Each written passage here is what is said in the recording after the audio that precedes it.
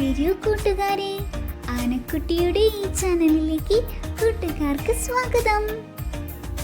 കൃഷ്ണ കിരീടം ഇന്ത്യയിൽ പല സ്ഥലങ്ങളിലും കണ്ടുവരുന്ന ഒരിനം ചെടിയാണ് കൃഷ്ണകിരീടം.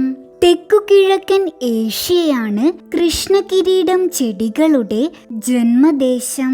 ഈ പുഷ്പം പൂത്തു തുടങ്ങിയാൽ പൂർണ്ണമായും വിരിഞ്ഞു തീരുന്നതിന് വേണ്ടി 6 മാസത്തോളം വേണം. അതുകൊണ്ട് തന്നെ കൃഷ്ണകിരീടത്തിന് 6 മാസ ചെടി എന്ന വിളിപ്പേര് കൂടിയുണ്ട്.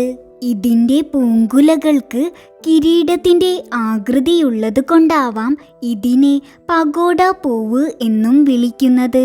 ചുവന്ന പഗോഡ, കൃഷ്ണമുടി, കാവടിപ്പൂവ്, ഹനുമാൻ കിരീടം എന്നീ പേരുകളിലും ഈ പുഷ്പം അറിയപ്പെടുന്നു.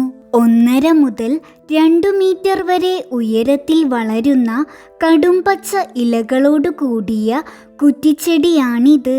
ഓറഞ്ച് കലർന്ന ചുവപ്പ് നിറത്തോടു കൂടിയ പൂങ്കുലകൾക്ക് 45 സെന്റിമീറ്റർ വരെ ഉയരമുണ്ടാകും. തണൽ ഇഷ്ടപ്പെടുന്ന ഈ ചെടിയുടെ മനോഹരമായ പുഷ്പങ്ങൾ പൂമ്പാറ്റകളെ ആകർഷിക്കുന്നു. ഔഷധ ഗുണമുള്ളതിനാൽ ആയുർവേദത്തിലും നാട്ടുവൈദ്യത്തിലും ഈ സസ്യത്തിന് സ്ഥാനമുണ്ട്.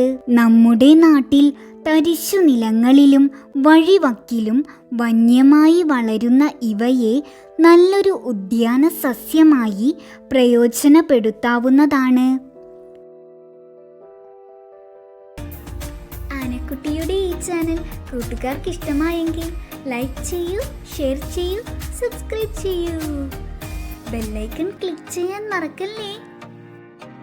ഇനി നമുക്ക് അടുത്ത വീഡിയോയിൽ കാണാം.